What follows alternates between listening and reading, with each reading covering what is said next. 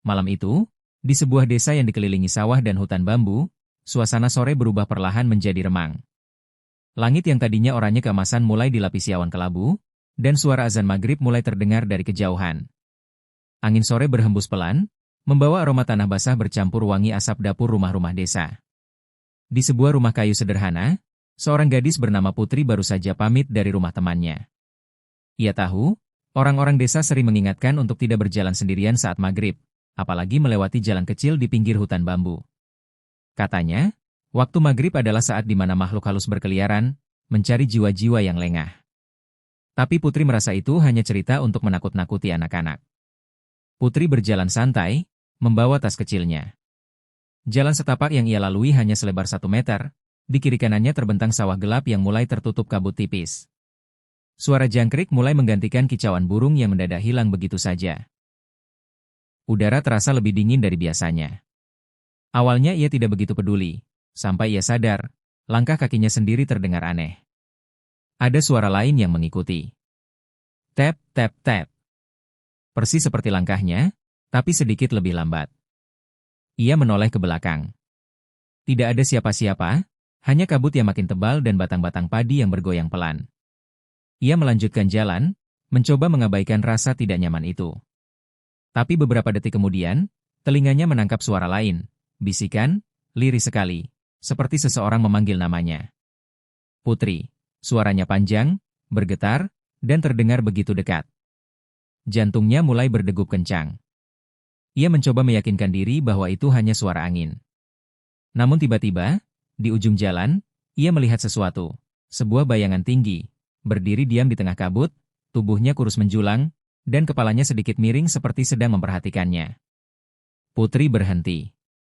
Matanya memicing, mencoba memastikan, tapi kabut menelan sosok itu perlahan.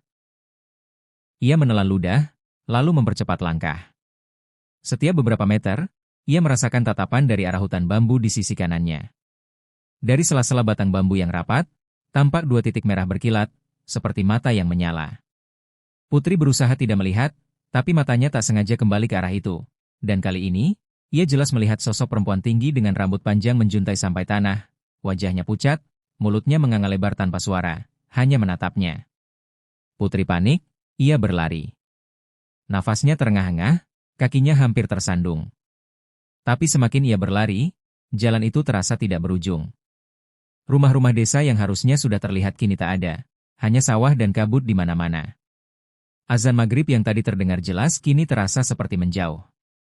Di belakangnya, suara langkah kaki berubah menjadi suara lari, semakin cepat, semakin dekat. Tap tap tap tap. Lalu, suara tawa melengking memecah keheningan. Tawa perempuan, nyaring, panjang, seperti menusuk langsung ke telinga.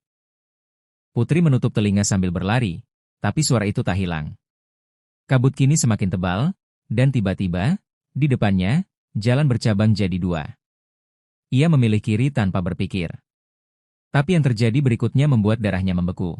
Ia keluar di tempat yang sama, kembali di cabang jalan itu, seolah ia berputar-putar dalam lingkaran. Kakinya mulai lemas.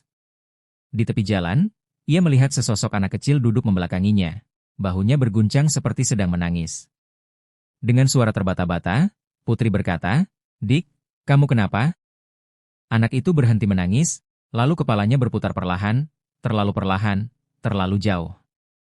Mata anak itu hitam seluruhnya, dan mulutnya tersenyum lebar tak wajar. Dari mulutnya keluar suara yang sama seperti bisikan sebelumnya. "Putri."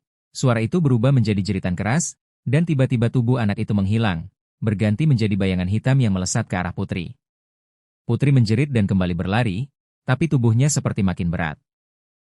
Tiba-tiba, dari bawah, sesuatu seperti tangan-tangan pucat keluar dari tanah sawah, meraih kakinya, menariknya ke arah lumpur.